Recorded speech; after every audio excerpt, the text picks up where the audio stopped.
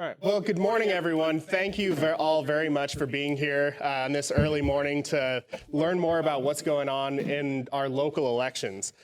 First and foremost, I just want to thank our candidates for being here, for running for city council in the first place, for opening yourselves up to public scrutiny, and to be willing to do this job in the first place. It's really, really important to all of us in here. I also want to thank our sponsors, First Interstate Bank, KLJ, Western Security Bank, Phillips 66, Rocky Mountain College, Riverstone Health, Par Montana, and Julie Seedhouse of Century 21 Home Brokers. We would absolutely not be able to put on free events like this without their support. I also want to thank Billings Association of Realtors for hosting us this morning, and I'd like to invite Steve Simonson up here to say a couple words about that. Great, thanks, Jack. For those of you that aren't familiar with Billings Association of Realtors, we're an organization of over 3,000 members, about 1,400 here in Billings, Yellowstone County area. If you draw a line from Red Lodge up through Lewistown to Havre, all points east, that's the area covered by the Billings Association of Realtors. So if you're not familiar with the building, restaurants are just down the hallway here, and I'll turn it back over to Jack, and thank you for all coming today. Thank you. We are recording this event for the benefit of anybody who's not able to be here. That's what the microphones are for, but I'll just try to project as much as possible for the people who are in the room. I have a couple of scripted questions that on topics that are important to the Billings Chamber and the Billings Association of Realtors. I'll ask them I'll ask a different person to start each time. But then the latter half of the event, we want to hear questions from you. So be thinking about those burning questions that you want to ask our candidates. And to kick off, first and foremost, we just want to give you an opportunity to introduce yourselves to the audience. What your priorities are, why you decided to run for council. So we'll start with Councilwoman Shaw this time. Please just introduce yourselves to the audience and explain why you wanted to run for city council. Okay. Hi, everybody. Good morning. So my name is Kendra Shaw. I grew up in Billings, graduated from West, went to the University of Montana, but then like a lot of Montana kids, wanted to get out for a while. So my husband and I moved abroad. We lived in Japan, Australia, traveled through Asia, decided to come back to the States so that I could go to graduate school, and we started a small business. We did fair trade importing for a while. And then while I was in graduate school at the University of Michigan, we had our first daughter.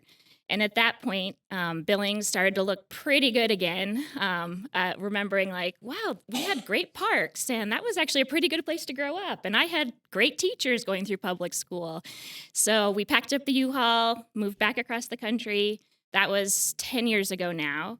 But then being in Billings as an adult, I, of course, saw it differently. And then I had the unfortunate experience of being assaulted at the library in 2014, which put public safety on my radar in a pretty top way.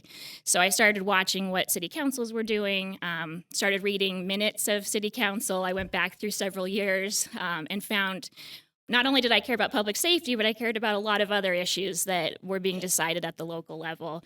And at the time I was looking at the council, there were only 2 women. There was nobody under 40. The average age really skewed pretty high toward the retired sector. And I felt like there's just some missing perspectives and some thoughts that were not being brought to the table. And so I decided to run for council. And overall, I want Billings to be a place that my kids want to come back to. They're young right now. I want them to go out and have their adventures, but I want them to want to come back to Billings, start a business here, raise their families here. And cities move slowly, so it takes a long time to see some of those changes realized, but that's what got me to run for city council 4 years ago. Thank you. Mr. Mayotte? Good morning. Thank you. My name's Mike Mayotte. I've been in Billings about 35 years now. I made the single best decision of my life 35 years ago when a certain young lady said she'd marry me, but she wasn't moving. So I came west and settled in Billings, initially in the Heights. Unfortunately, my first wife became ill, and she passed away about 25 years ago, and I've stayed. Throughout that time, I had a career in federal law enforcement in Billings and other places throughout the United States. And I've come to realize that we live in the most extraordinary, beautiful place in the world. I don't say that lightly because I've had the opportunity to do professional and volunteer assignments throughout the world predominantly third world countries, the Horn of Africa, that sort of thing. And every time I come back home and I see that sign in customs that says welcome home, I look at that and I think, oh, what the greatest country we live in. And then I come back to Billings and this is the greatest city in the world. And I just love it here. And I've been contributing back to our community since I moved here. I got involved, our children got involved in soccer. I became a soccer referee. I've been doing that for 30 years and still do that, if you can believe it or not. Still running with them. I'll be out there this evening. I've been involved with several boards in town, CLDI. I served on the Suburra board for many years, been the president of the Montana Rotary District, and I was president of the local Rotary Club. Parish Life Coordinator, Mary Queen of Peace. I brought those three parishes together for the diocese.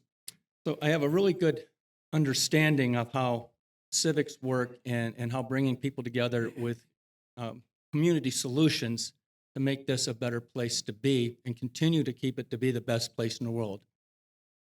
Why did I throw my hat into the ring? I had friends and neighbors that asked me to. I didn't set out saying, geez, I want to be on the city council or I want to be in the legislature. My friends and my neighbors came to me and said, Mike, we think you do a great job and you're the kind of person that we think is best for Billings. You're fiscally conservative, you got an analytical mind, and we need that to secure and ensure that Billings continues to be the best place to live. Thank you. All right. We want to dive into what City Council has stated is still its #1 priority, public safety. So we'll start with Mike Mayotte this time. What do you believe Billings should do to improve public safety? Well, thank you for the question. And public safety is the #1 issue that everyone I'm talking to wants to talk about. Our neighbors do not feel safe in their homes in any part of the city. We've got a transient issue. We've got people wandering through our alleys in our neighborhoods. We have crime. We have shootings. And we're not making a very good impression on the national stage. Recent search on Google about crime in Billings indicates that there are 23.9 violent crimes committed per 100,000 people in the city. City Datacom rated Billings as 491st, which is 1.9 times higher than the U.S. average for violent crimes. What we see in the newspapers, what we hear on the radio. Is it trending one way or another? To the residents of Billings, it doesn't matter. What matters there is their impression. As somebody that was a police officer, it's somebody that had a federal criminal investigation career, I know, and the studies will back it up, the #1 deterrent to crime is presence. All right, police presence. And the more we do to ensure that our police are visible in our community, the color of the cars, the uniforms they wear, the patrols they make, it's going to decrease crime. Talking to Chief St. John, he talks about in the summer months, crime drops down in downtown Billings. Why? Because we have the downtown Billings dedicated police in a nice green outfit. They stand out. People see them. You don't have stuff going on. If we see them, we deter crime. The one thing that we can do that's simple, cost-effective, and does not cost a lot. Of course, it's a complex issue. There's many other ways that we have to look at this. We have to look at the mental illness issues amongst transients. We have to look like, why are people coming to Billings? How do we encourage them to move on if they're not going to contribute back to our community? Thank you. Councilwoman Shaw? Yeah, so I've got 3 thoughts. The first is that with the passage of 2 public safety levies in the last few years, we've increased funding for our first responders by $11.1 million a year, which is significant. So we need to continue with that level of investment, no question. The second piece is that over 50% of our violent assaults in Billings are partner family member assaults. So we have a real domestic violence problem in the city, and that's a lot of the violent crime that we're seeing. So I'm really supportive of that we're going to have a strategic planning session for potentially a family justice center being set up in Billings, which is sort of triages all of the social programs that are already working in the city under kind of one roof. and makes it more accessible for survivors and victims. I've learned that there's both words are used to find a safe place and connect with the organizations that are already doing the work in the city. It's not that the city needs to take on a whole bunch of new roles, but I think we should be a leader in convening stakeholders around that table because it is such a high percentage of our violent crime. And then the third piece is we have to start working upstream on crime prevention, and we're starting with that. We're starting with some CEPTED crime prevention through environmental design analysis of our parks, of our public spaces. We have to ramp that up. I think we put about $120,000 into the budget this year to do some sort of pilot projects around the city, and then look at the metrics of that and see what if we light up North Park, what does that look like? How do we see crime react to that? But activating these safe public spaces so that there's people there in all corners of our city is a big piece of solving the public safety issue in Billings. So it's working upstream. It takes longer. But all three of those things have to come together, I think, for us to really see a complete package of crime reduction. Thank you. All right, we'll come right back to you for this next question. City Council put a $143 million Parks, Trails, and Recreation bond on this November's ballot. Do you support this initiative? Why or why not?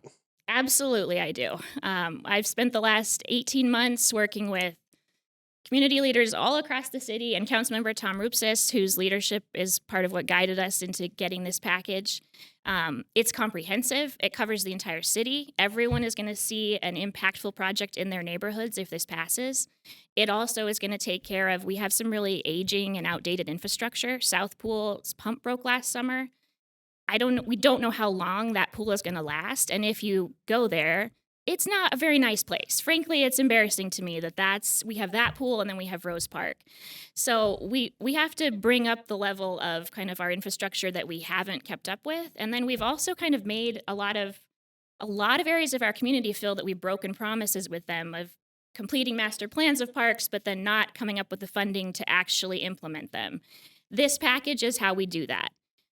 We don't have that money in the budget. About 80% of the general fund right now goes straight to public safety, as you would expect, and I don't really see that changing.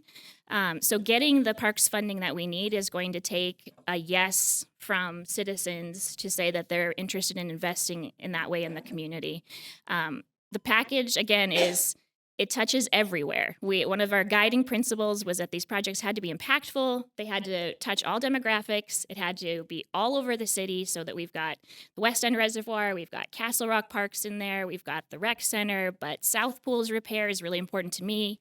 We've got repairing and replacing the community centers at North Park and Zimmerman Center and building 3 new ones at Castle Rock Park, South Park, and Centennial so that our Parks and Recreation Department can start running programming not just in the city core, but everywhere in the city, which right now they're not able to do. And we want kids to be engaged in that and going, I want kids spending all day at South Pool and not out graffitiing, around the city, which we also have a problem with right now. And so it requires investment to make that happen, but that's why I'm so passionate about this bond and this package. Mr. Mayotte. Thank you. When I talk to people about this bond issue, what I hear is rec center. I don't hear anything about trails. I don't hear anything about other parks. What people are concerned about is the rec center. Now, I've been a proponent of this rec center since the Victus study. I was involved in the first iteration of planning for it, and it died on the vine because of the cost. Then as a part of the Metro Park Advisory Board, we decided that putting a high school stadium at Metro Park was not good for the county, but look for a solution to that. So we looked at the Popelka property as a place to move the stadium from Dallas Stadium downtown out to there. I spoke with our city administrator, Mr. Kukalski. I remember the conversation clearly because I was sitting in a parking lot in the middle of Ohio when he called me about something else, and I said, oh, by the way, I'm looking at this. I talked with the school district. I talked with several stakeholders. We had enough money in Sabura to put that stadium in there and take care of a big issue. And the school district turned it down. So then, Sabura, we said, well, okay, the Sabura should not be heading up a project, but this thing has died. So we got behind it and we got it off the ground again. And in my opinion, it got hijacked by the city, and it ballooned into a $100 million project again. The timing of this is terrible because we're getting this property tax reevaluation. My assessment in my home went up 40%. Nobody can tell me how much my taxes are going to be. All right? And we know this across the board. When at the same time, the rec center could come out of the ground today if it wasn't part of this bond.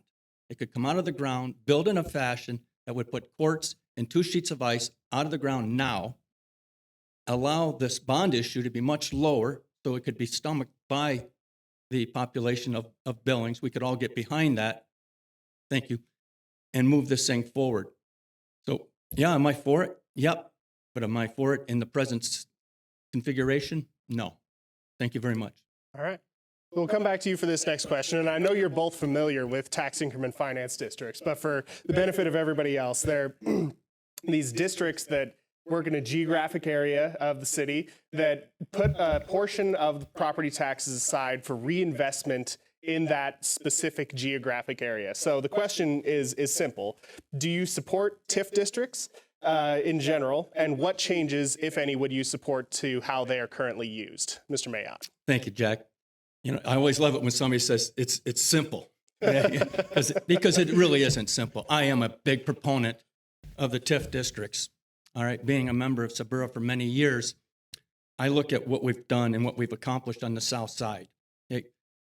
We have, one of my favorite quotes is, "A high tide lifts all worthy boats." Right? If you got an unworthy boat, if it's got a hole in it, it doesn't matter what you do, it's going to sink, right?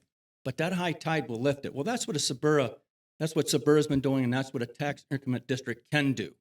All right? We can raise up the quality of everybody's life, and we've done that on the south side by allocating funding to infrastructure, building roads, putting graveled roads into asphalt, hooking people up to city water and city sewer, which is obviously a good thing for everybody. That increases their property values, which then increases the tax base. You can't go wrong with that. All right? We have invested in the turf field at Amen Park, for example. All right, what the Victus study said would increase our capacity by 40%. No, it didn't increase by 40%. Anecdotally, we're probably about 70% increase because we're now using that field year-round, and it has become just a showcase place in Billings, which brings in economic development. A 2-day soccer tournament last year for Magic City Classic brought in an estimated $454,000 of economic development. That's because of what investment the TIFs are making. The interesting part about the TIFs, it's a cooperative working relationship with the city. The TIF can't do anything on its own, all right? It's an independent body that advises the city council on how they think that funds ought to be allocated and used. And together, we work together with the city and with the planning department to make it increase. Thank you. And I would point to this warehouse trucking center on the south frontage road. In 5 years, everything that's been given will be returned back into tax revenue, property tax revenue. What a great thing that is. Thank you. Councilwoman Shaw. Yes, I'm a big fan of TIFs. They're really arguably our only local economic development tool that we have at the city. They're very important. If not for TIFs, we would have seen continuing property declines in the downtown for years. Instead, we're seeing the opposite. We're seeing our buildings fill up. We're seeing more investment downtown. So I think I've voted on a lot of different TIF projects over the last 4 years, but I support generally what the boards recommend because it's coming from city leaders that are advising city council on how this money should be spent in their area. The downtown TIF, this is an exciting thing for me, is in the last 18 months, city council has approved 4 projects, I believe, that are going to bring about 100 new housing units downtown in the next few years, which is a very exciting number for us because we just haven't seen that kind of growth in residential spaces downtown. And it's really important that we get more people living down there because that makes the streets feel safer. So I'm supportive of all housing right now and of all investment in housing. But in the future, when we hopefully get over this housing crisis, I would like to see TIF investment be applied to more condo development and things that people can buy.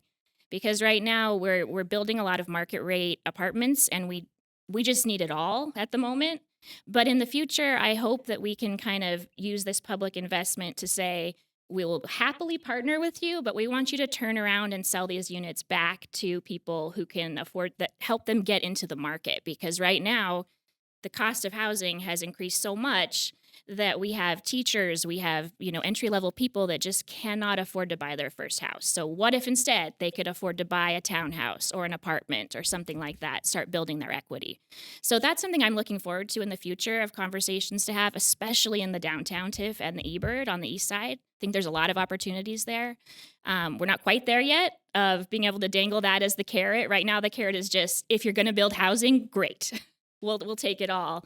But my hope for the future is that we can kind of turn around to do that. And then the other thing I wanted to add about the asphalt to paving streets, which I was excited to vote for, is that I was out knocking doors on the south side and walking down this street that's muddy. I mean, it was like being out in the country, and it's in the city, right near Optimus Park. And I talked to somebody at their door, and they said, we're just so excited that it's going to be paved soon. In the next few months, hopefully we're going to see it. We're going to get sidewalks. And I feel really excited about that, because it not only does it increase their property values, but it makes it nicer for everybody in the neighborhood to walk those streets and meet and know their neighbors. Well, since we're at the Billings Association of Realtors, I want to stay on a housing-related topic for the next question, and I'll come right back to you. So Project Recode. A few years ago, the city adopted a major reform to the city's zoning code, which governs the types of buildings that can be built and where. How successful do you feel that Project Recode has been so far in addressing our zoning concerns? What would you change? It's 100, I can't even put a number on it. It's 1,000,000 times better than what we had before. So we hadn't updated our zoning code in 50 years, which is bonkers for a city of our size. And so it overhauled a lot of old, outdated stuff. It brought buildings that were non-conforming into conformity. So Harper and Madison, that cute little cafe that's sort of downtown, was a non-conforming property before. Now they're a conforming property. They can have their business there, and they don't have the zoning complications. And I also really like that it has provided a lot more options for developers in terms of building not just the same kind of housing in one planned development, but we want to say, put in a mix of housing so that you can have a variety of people that are able to live there. So I like that piece of it. I think just like any new policy, we've had some growing pains, and I think we're working through the process now of making some substantial amendments to the code, which I'm excited about. But beyond that, the legislature passed a bill, Senate Bill 382, which is the Montana Land Use Planning Act, which is going to require the city to go through a very comprehensive growth policy analysis in the next 3 years that will put, I think, a lot more teeth to Project Recode, and will hopefully, in my mind, I'd like to see some of our things move to administrative processes versus always coming to council. So we have very well-educated and smart staff that do this every single day. And when they are seeing projects that meet all the requirements that council has said, this is what we require, but then they bring it to council and we say, well, actually, we've changed our minds. That creates unpredictability for everybody and is not a good situation. So I think there are some areas where we could move some of that to decisions staff is just able to sign off on, and just to create more predictability for developers in the market. So I'm interested in that, but I think beyond that, SB 382 is going to bring out a lot more questions, and I think it will bring forward a lot more amendments and suggestions for Project Recode. I'm excited about it, actually. All right. Mr. Mayotte. Thank you for the question. Like any new law or code, it takes time for it to sort itself out. Okay, I agree with Kendra that it's a great first step. Having a comprehensive review after 50 years, a lot has changed. Look what's changed in my 35 years since I've been here. I've seen the whole city just expand from the Heights to the West End. It's been crazy in the growth, and it's a crazy good growth, right? I mean, community keeps building, and one of the great things about our community is the sense that we belong here, and that we live small. right? Our 1 degree of separation, not 6. But on the other side, we've got to be careful not to inhibit the entrepreneurial spirit that lives here in development. So I'm very much concerned about what my opponent just said about having staff making more decisions. There's always got to be this way for the entrepreneurial spirit to come forward to council and say, hey, we know what the rules and regulations are, but for this circumstance, we need you to hear this. And that avenue's always, it's got to be there. We need less government interference in economic development. I've always felt that way, and I want to continue to see the entrepreneurial spirit drive us forward. All right. Well, let's hear some questions from the audience. What questions do you have for our candidates up here? I'll ask you to address your questions to both of the candidates. Project so that we can hear you up here, and I'll repeat it for the benefit of anybody who's watching later. Mr. Goodridge. All right, so we'll start with Mr. Mayotte. The question was, who's providing vision at the city, staff or city council members, and what do you think of the upcoming city charter review? Mr. Mayotte. Thank you. You know, as an investigator being on the stand in trials, you know, when you get a multiple question from an attorney, it was always they wanted you to answer that second question, not the first, you know. So I had to make the notes, Dave, so thank you. In my opinion, I think the city is staff-driven, all right? And I think that's wrong. I think the staff should be taking the vision that comes from the city council and its administrator and working on how to move that forward, consulting on that. And that genesis needs to come from you, our neighbors, all right? What do you see the vision of the city ought to be going forward? And then how do we, as your elected representatives, synthesize that into a plan to move forward, and then we give that plan to staff. And I'm going to tell you, I've worked with a lot of the staff in the city. We have great staff, very, very intelligent, very outgoing to making things happen, and workability. So I think we have all the pieces. I just think we need to focus how they get their direction. Second question, the charter. Always important to look at your city charter. Now, personally, I have never favored a strong city administrator. Sorry, Chris, I think you do a great job. You know, my lifetime in Billings, the only city administrator that still lives here after they left is Tina. Typically, a city administrator has a 4 to 5 year lifespan. And whatever they've done for us, or the good or the bad, after 4 or 5 years, they're no longer my neighbor. But by golly, that mayor, guess what? When he's done or she's done being the mayor, they're still my neighbor. So I think that changes the focus for the mayor of PODIT. Are the decisions we're making and the way we're moving going to be such that when I'm no longer the mayor, that people that live next door to me in my community still respect me and respect what I've done for the community? So I think if I could change one thing, that's what I would change. But there's parts that I would not want to see changed. I love the idea that we have a mill cap.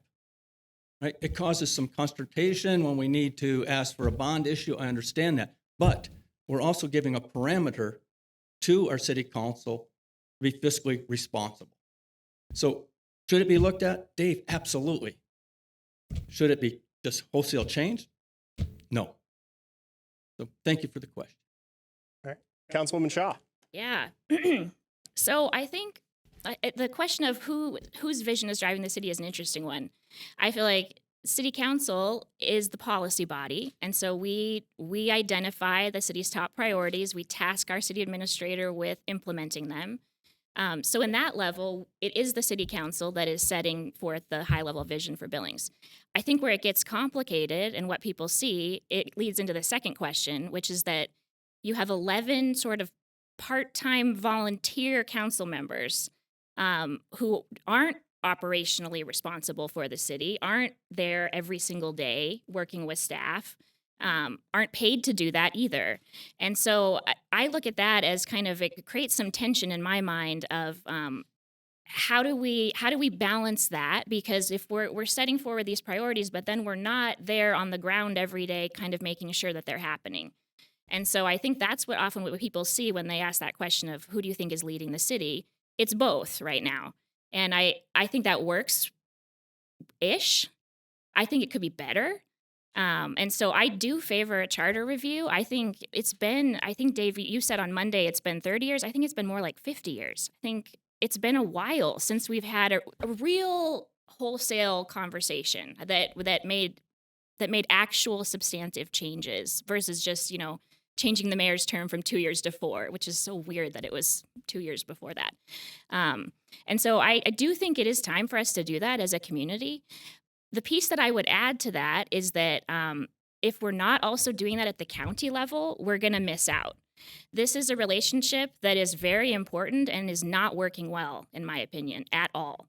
And it's both bodies, I think, that need to be evaluated, because when you've got 11 part-time sort of volunteer people and then 3 full-time employees who are also at the county level, who are also operationally responsible for what's happening, you have a real imbalance of power. And we're 70% of the county. We need to have more of a voice in those conversations and be taken more seriously. And so I think we have to look at how those bodies are set up to figure out what's the better situation for that. So one of the things that I would personally like to see changed is, I think council is too big. I think 11 people is too many. It makes our meetings very long. And also it's harder to come to a consensus on things often. And I don't think that that's for the betterment of the city. I think council's 2-term limit is also a problem. It puts even more emphasis on our city administrator, because you have this constant turnover of, you've got new people coming in, you have people with experience that are forced out. You're losing a lot of the institutional knowledge that sometimes people are able to carry through. So I'm not saying we need to get rid of term limits entirely, but maybe we add another term to it or something like that. So I think that there's some conversations to be had around those issues. And I am hoping that the citizens actually do vote for it and say that, yes, we should look at it. But I can tell you, council right now doesn't have the bandwidth to, I think, be the champions for that. So we're relying on people in the community who can really help us carry that forward. Other questions from the audience? All right. How would you go about addressing the addiction component of our public safety problem, Councilwoman Shaw? Okay. Well, first I'll say that the city doesn't directly deal with that. So, we don't have social services under the city's umbrella that we're counseling people or anything like that. We really rely on our community partners to work with us. So one of the projects that I'm excited about that we've been waiting on, but is hopefully going to get off the ground in the next few weeks, is a crisis response unit that's a partnership with Riverstone Health, and that pairs a city EMT with a mental health professional, and they're put in a nondescript car, but tasked with going to some calls where you have someone, who's dealing with mental health issues or substance abuse issues. They don't need the police showing up, but they do need somebody to come and intervene and help them figure out what the next step is. So I think the city taking steps like that is really important, working with our partners. But it's a complicated, thorny issue. There's just no easy answers to substance abuse in Billings. Like we have real problems in Yellowstone County. So the other piece that I would add is that it kind of goes back to what I was saying earlier about crime prevention. And I would put this under that same umbrella of giving our kids healthy, safe things to do so that they're growing up making better choices. And it's long term. It's not, we're going to see this overnight. But that's what I see the city's role as, is that it's our job to create sort of the safe infrastructure where our nonprofits and other social services can work with us and partner with us. And that we are a leader in that and making that happen, but we're not necessarily going to be hiring, a bunch of mental health professionals or addiction counselors at the city level. We have partners that do that and do it really well and are experts in it. And so we just need to be better about figuring out those relationships. So I think the crisis response unit is what I'm very much looking forward to, getting it rolled out and then being able to see some of the metrics of that and what that looks like for the calls they're responding to and how they're able to kind of get people to slowly start moving out of making these, negative decisions and into a better path and a better life. Mr. Mayotte.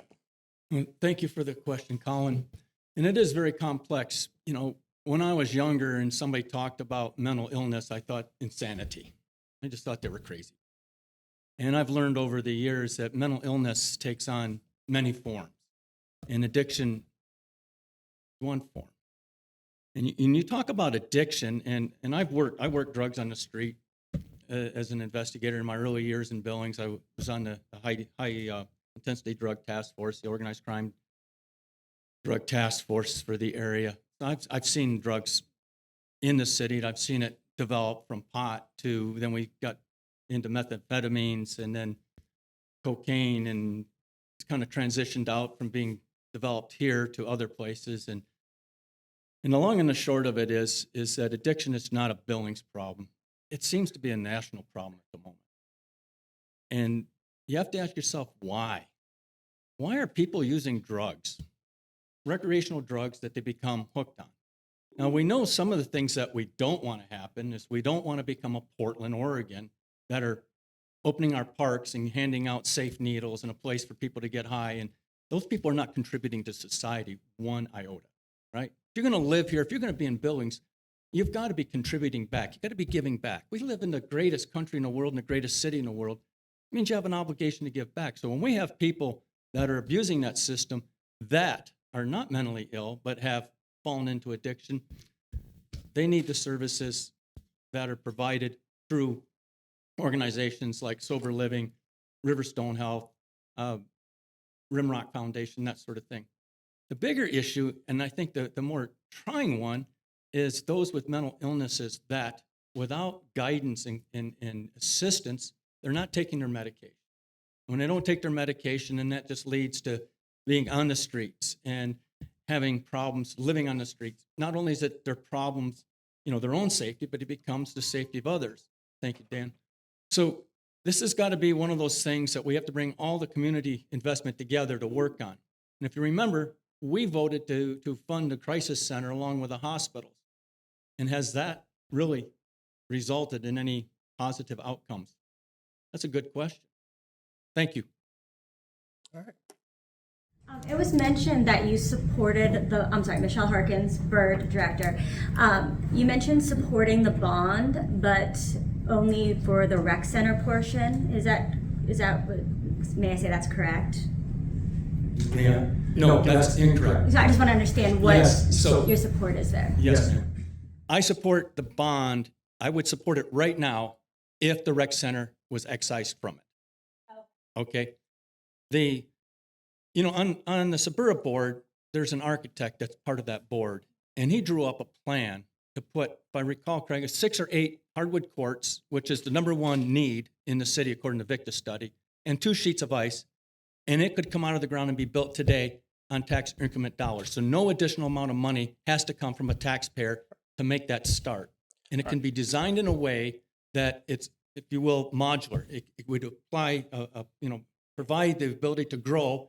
And as money came in to put water into the place, that could be added. Because when you look at the Victa study, the water was the big loser. All right. Well, so you have a question for both candidates?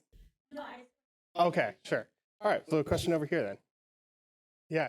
So the question was how to get our state legislature delegation to be a more effective champion for Billings. So we'll start with Mr. Mayotte. Oh, thank you, Margie. Thank you. Nice to see you again.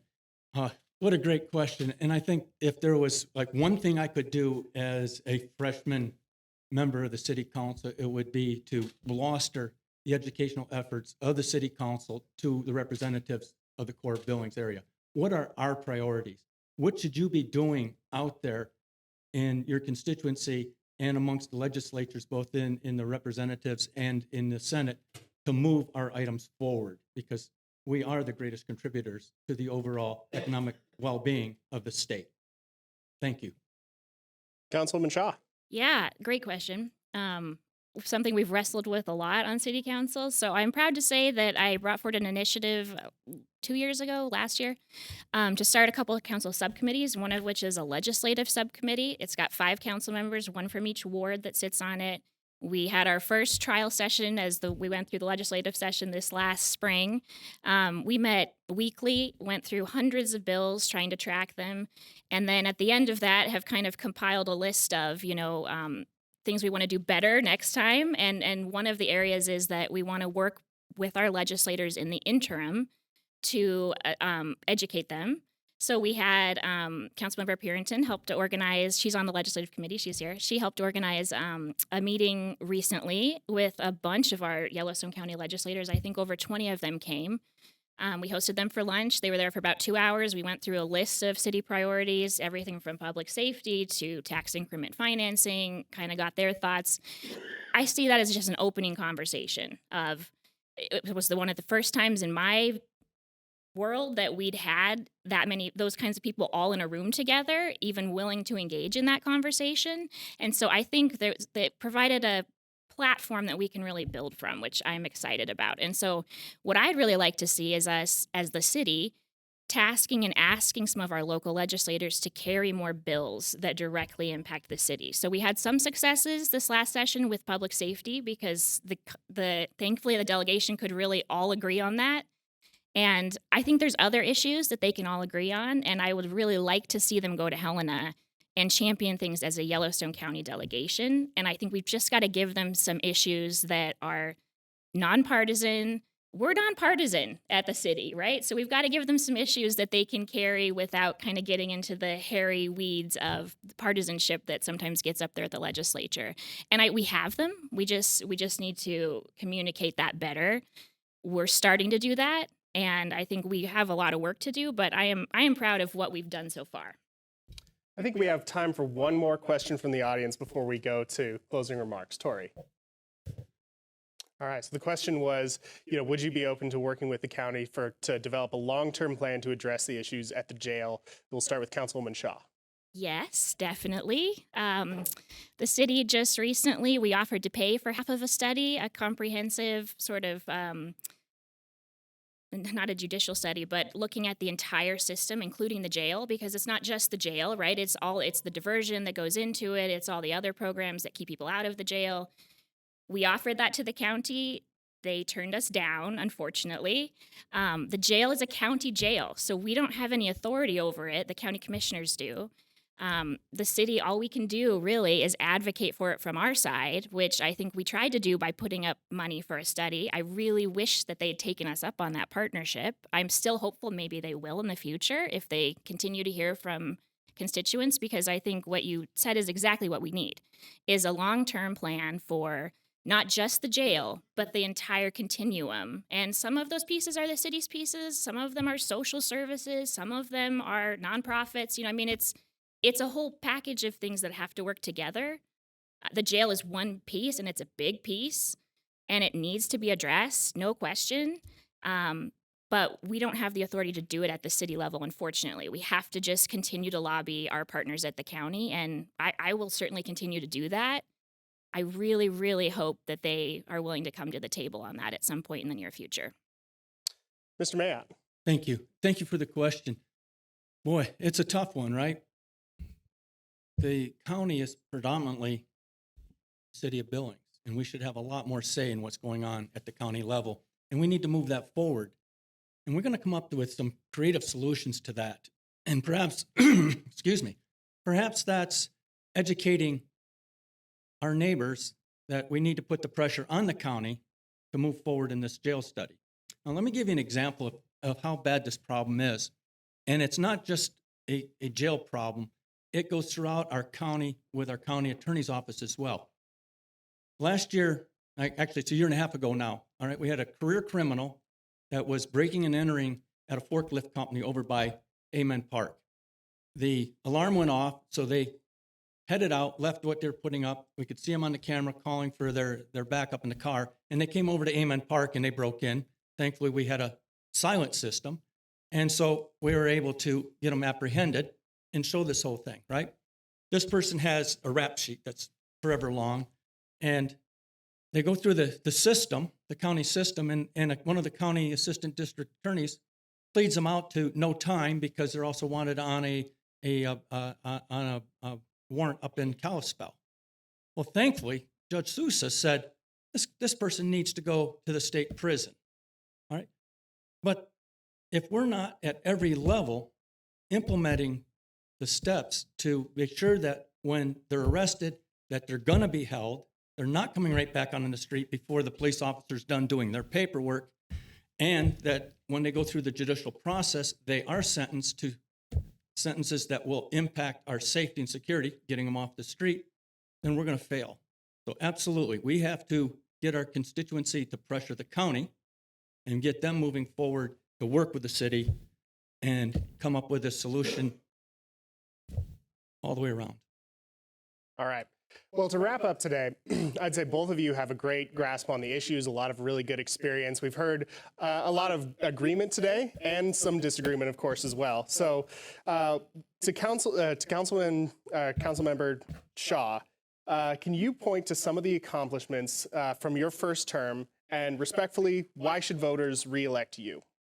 So I've made a little list for you because, yeah, I'm really proud of the work that has been done in the last 4 years. So I'll just start by saying when I first was elected to city council, our city budget was $6-7 million underwater, and we had a massive public safety problem. We now have a balanced budget, and we've increased public safety funding by over $11 million a year.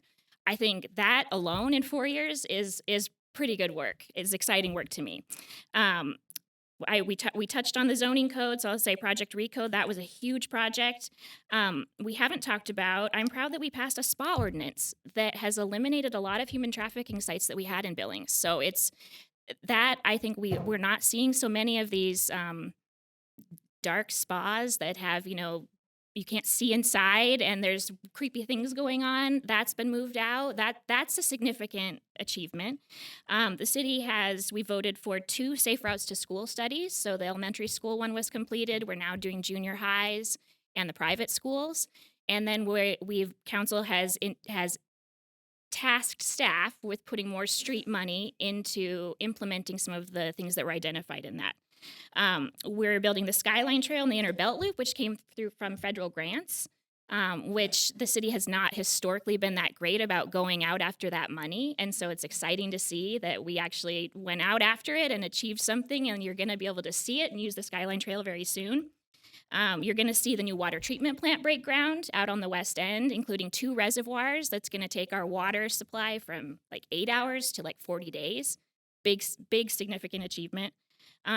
We have voted in a composting facility at the landfill. The city became LEED Gold certified because of all of the work that's been done over the last 15 years in public works and everything to create efficiency and sustainability in our city. A lot of people don't know what's been going on behind the scenes, but it's very innovative. TIF funding for housing, and then the last one I'll add is that we've got some new electric buses, and we've re-optimized the bus routes so that we're going to increase frequency on some of the more common ones and hopefully extend hours a little bit. And that's all come from some federal money that came through the bipartisan infrastructure law. So you'll start to see some more changes in the next few years as that sort of rolls out.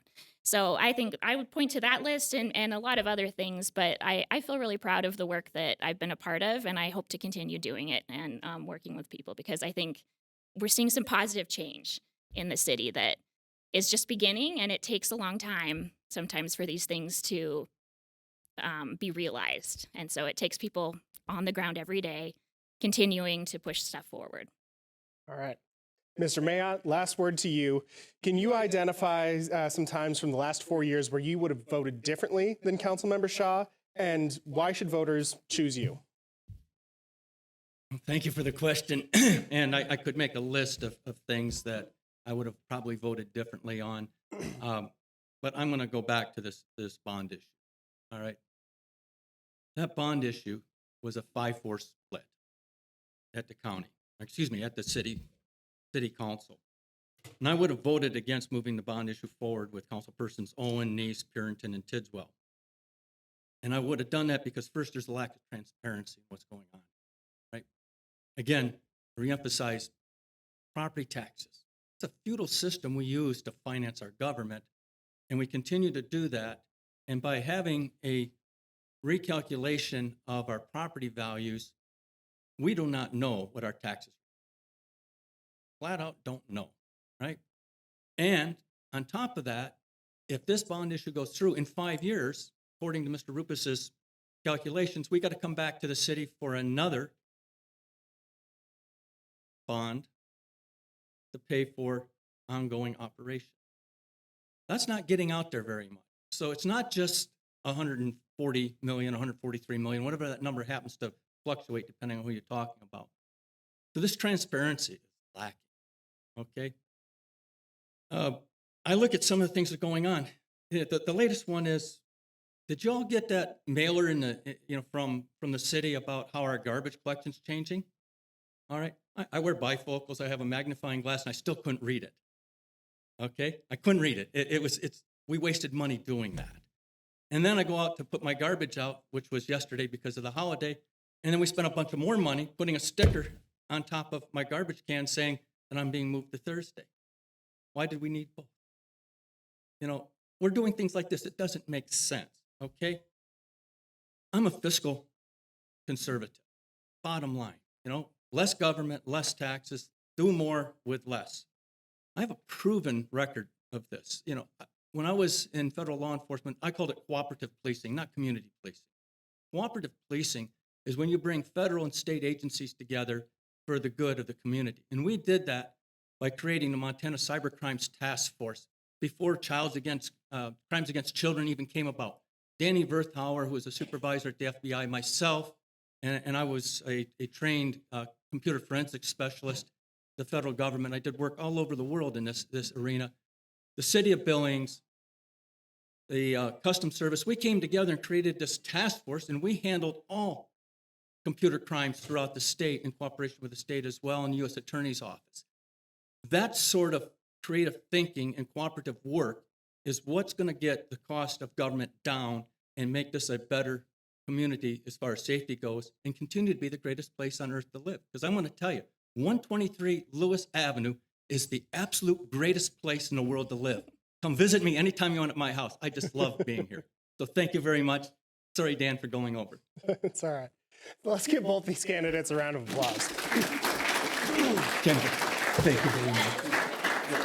Thank you both again for being here. I want to thank our sponsors again that you'll see on the table tents. And if you look on the back of those, you'll see our upcoming Coffee with Candidates events. So if you live in a different ward that we haven't covered yet, please feel free to register for those. Do you have a couple things you want to say?